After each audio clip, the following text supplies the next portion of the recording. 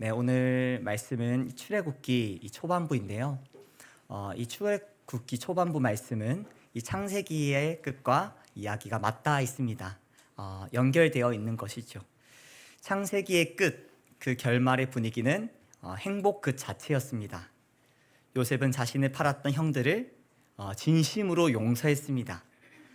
야곱은 죽은 줄로만 알았던 아들의 생존 소식을 들었습니다. 우여곡절이 있긴 하였지만 그 모든 순간 시작부터 끝까지 하나님께서 함께 하셨습니다. 우리는 그 요셉의 스토리를 통해서 하나님의 살아계심을 분명히 느낄 수 있습니다.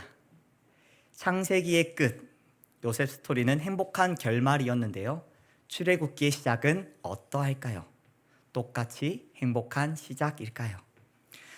출애굽기 1장을 보면 야곱과 그의 가족들이 애굽에 이사를 왔고 시간이 지나 요셉과 그의 형제, 그 시대 사람들은 다 죽었지만 이스라엘 자손은 생육하고 불어나 번성하고 매우 강하여 온 땅에 가득하게 되었다고 기록하고 있습니다.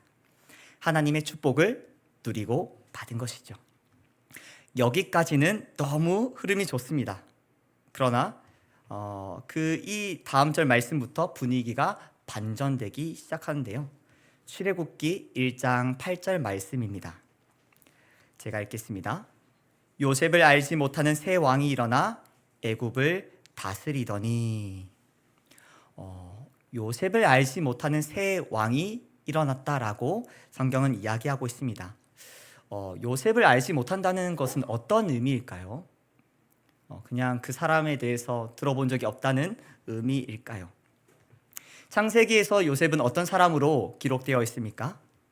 하나님께서 함께 하심으로 형통을 누린 자이죠. 요셉을 만나는 사람들마다 보았습니다. 보디발도, 술 맡은 관원장도, 애굽의 왕 바로도 다 보았습니다. 하나님께서 그와 함께 하시는구나. 요셉을 안다는 것은 그를 알 뿐만 아니라 그와 함께 하신 하나님을 안다라고 말할 수 있겠습니다.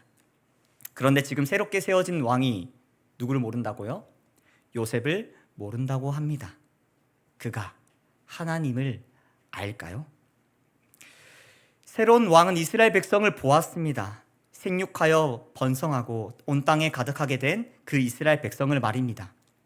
그가 요셉을 알았다면 이런 생각을 했을 것입니다. 하나님께서 그들과 함께 하시고 그들을 축복하셔서 그렇게 수가 많아지게 되었구나. 하나님께서 그들과 같이 계시구나 라고 말이죠. 그러나 요셉도 모르고 하나님을 모르는 새 왕은 이스라엘 백성을 보고 오히려 두려움을 느꼈습니다. 견제해야 할 대상으로 생각했고 그들을 학대하기 시작했습니다. 그때부터 이스라엘 백성의 고난은 시작되었습니다. 새 왕은 이스라엘 백성에게 무거운 짐을 지었습니다. 바로를 위한 곡식 창고를 짓게 하고 그럼에도 계속 번성하자 더 어려운 노동을 시켰습니다. 흙을 이겨 벽돌을 만들게 하고 밭 일을 시키고 온갖 고된 일을 시키면서 숨 쉴 틈도 조차 주지 않았습니다. 그러나 그 새 왕의 악행은 거기서 그치지 않았습니다. 애굽 왕은 이스라엘 모든 백성에게 명령을 내렸습니다. 아들이 태어나면 나일강에 던지라. 끔찍한 살해 명령을 내렸습니다. 창세기에서 출애굽기로 넘어오면서 분위기가 완전히 변했습니다. 이게 무슨 일인 것일까? 요셉을 알지 못하는 새 왕이 세워지고 애굽을 다스린 이후부터 분위기는 급격하게 어두워졌습니다.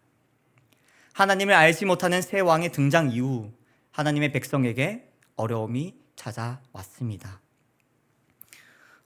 이 모습을 보면서 신자의 삶이 마치 이와 같지 않을까라는 생각이 들었습니다. 이스라엘 백성이 하나님을 알지 못하는 그 애굽 왕의 공격을 받으며 어려움에 처했던 것처럼 믿음을 가진 자가 세상 속에 살아갈 때 하나님을 모르는 자들 속에서 수많은 영적 공격을 받으며 살아가겠구나. 그 가운데 다 말할 수 없는 어려움과 고난이 있겠구나 라고 말이죠.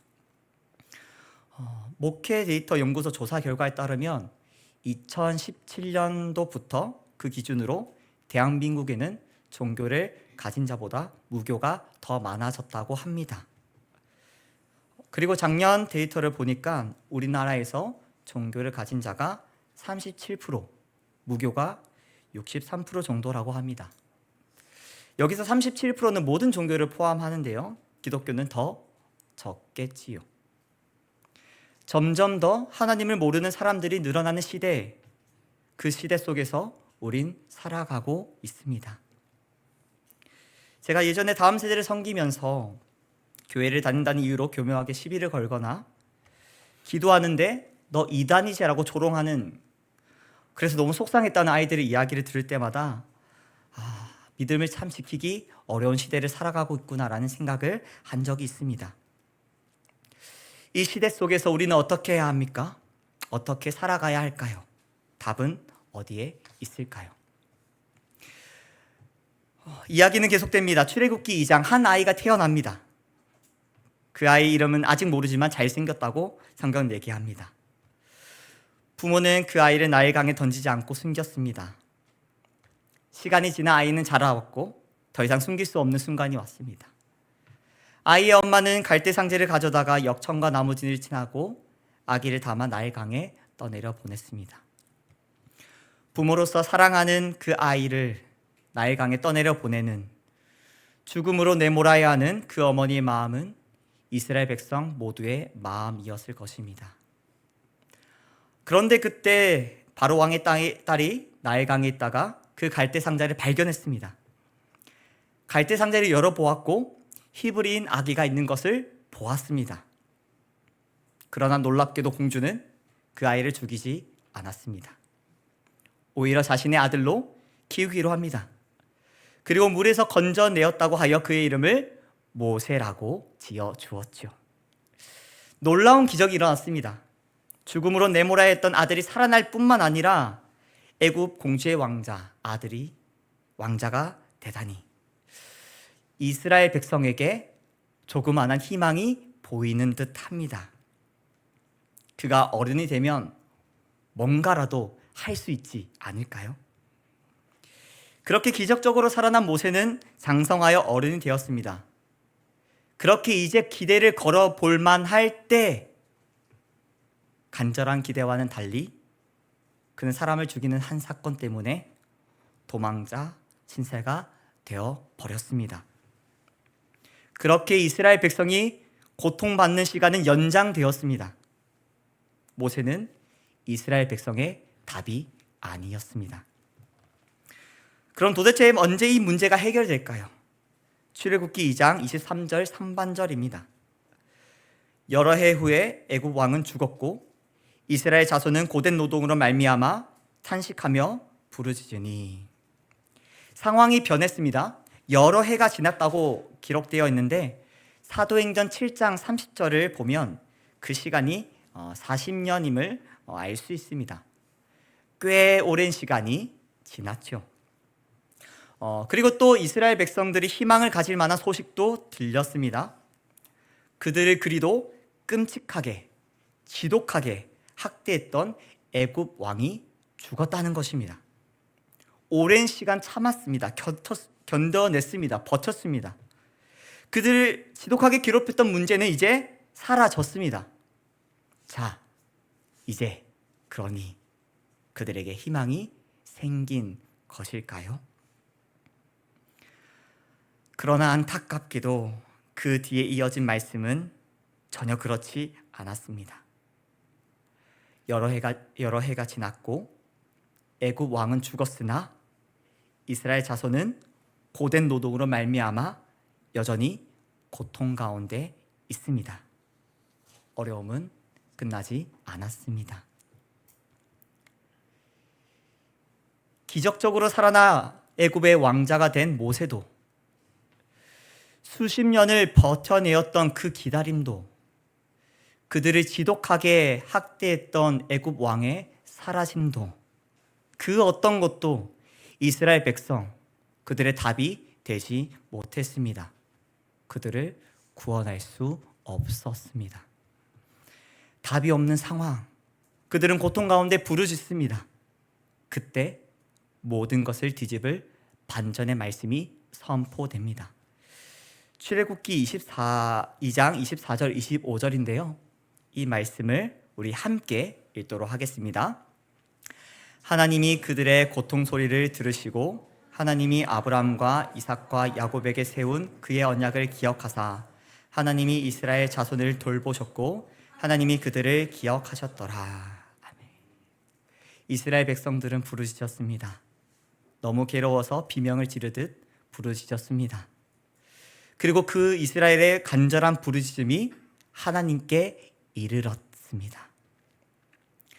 그 이후 하나님께서 이스라엘 자손을 돌보셨고 그들을 기억하셨다라고 하는데 새 번역을 보니까 조금 다르게 표현합니다. 제가 한번 읽겠습니다. 이스라엘 자손의 종살이를 보시고 그들의 처지를 생각하셨다. 하나님께서 괴로움 당하는 이스라엘 백성을 보셨고 그들을 생각하셨다라고 합니다. 그냥 보시기만 했고 그냥 생각만 했는데 그게 무슨 의미가 있냐라고 할 수 있겠지만 하나님은 우리와 완전히 차원이 다른 분이시죠. 우리는 누군가를 보고 생각만 한다면 아무 일도 일어나지 않습니다. 방관하는 것이죠. 우리는 어떤 행동을 취해야만 그 일이 일어납니다. 그러나 하나님께서 보셨다는 것, 하나님께서 생각하셨다는 것은 방관이 아닙니다. 하나님께서는 그분의 뜻대로 계획하시면 그 계획이 반드시 시행되고 이루어지시는 분이십니다. 이와 같이 하나님께서 보셨다, 하나님께서 그들을 생각하셨다라는 것은 이미 하나님의 역사가 시작되었다는 것입니다. 하나님께서는 반드시 그들을 고통에서 건져내시고 구원하실 것입니다. 그 하나님의 계획은 이 세상의 그 누구도 막을 수 없습니다. 그렇게 하나님께서는 이스라엘의 부르짖음에 응답하셨습니다. 답이 되어 주셨습니다. 하나님께서 이스라엘 백성, 그들의 부르짖음에 응답하신 이유가 너무 궁금했습니다. 하나님께서 그들을 보시고 생각하신 이유가 무엇일까? 너무 불쌍하셨던 걸까? 그럼 그 전에는 불쌍하지 않으셨나? 아니면 이제 조금 간절해 보이셨나? 그래서 들어주신 것일까? 말씀을 보던 가운데 우리가 아까 읽었던 그 말씀 속엔 놀라운 비밀이 숨겨져 있었습니다. 하나님께서 이스라엘 백성의 부르짖음을 들으시고 응답하시는 그 사이에 이렇게 기록되어 있죠. 출애굽기 2장 24절 하반절 말씀입니다. 하나님이 아브라함과 이삭과 야곱에게 세운 그의 언약을 기억하사. 하나님께서는 그의 백성에게 맺으신 언약을 기억하셨습니다.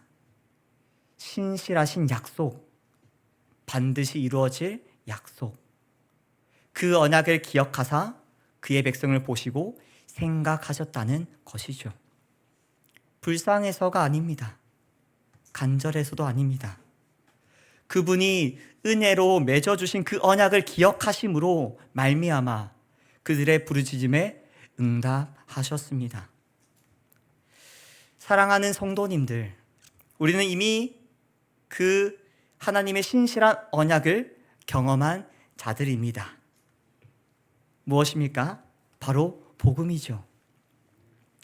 모든 사람이 가지고 있었던 그 죄의 문제, 그 죄로 말미암아 고통받는 죄인의 인생, 그 어떤 사람도 해결해 줄 수 없고 자신도 해결할 수 없고 시간이 아무리 오래 지나도 괴로움만 더할 뿐인 한 가지 문제가 눈앞에서 사라진다 하여도 수많은 문제들이 반복해서 계속 나타나는, 온 피조물이 탄식하는 그 끔찍한 죄의 저주에서 벗어나지 못하는 그러한 인생이 우리 아니었습니까?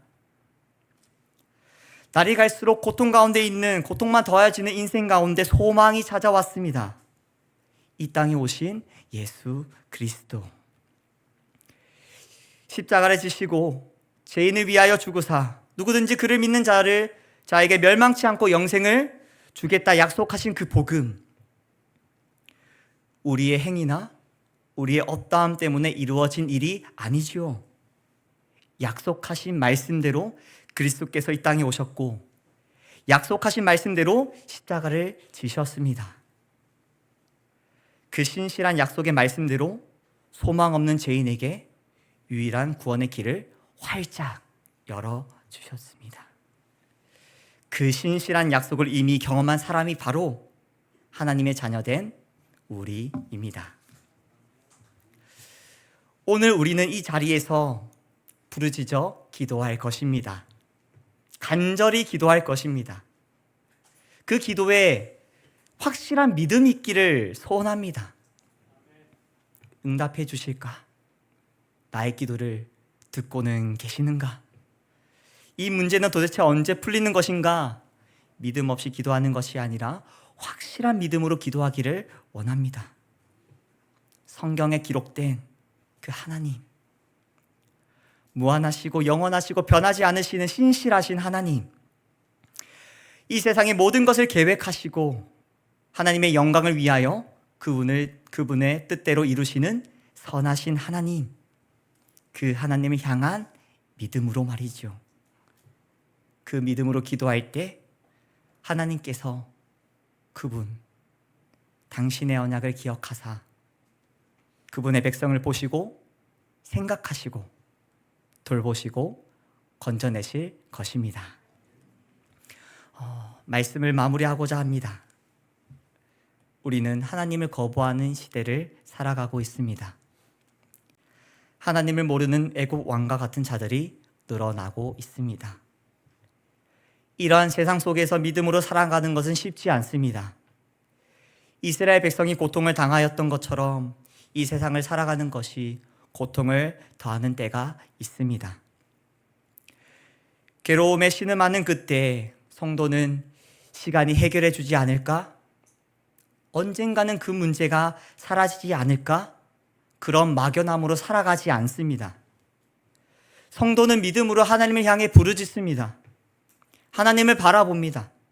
그분이 주신 신실한 언약, 기록된 말씀이 있기 때문입니다. 그 약속하신 말씀을 붙들고 나아가는 우리의 외침은, 그 기도는 허공에 뿌려지지 않습니다. 하나님께 들려질 것입니다. 하나님께서는 우리를 보시고 우리를 생각하시고 하나님의 때에 하나님의 방법으로 인도하실 것입니다.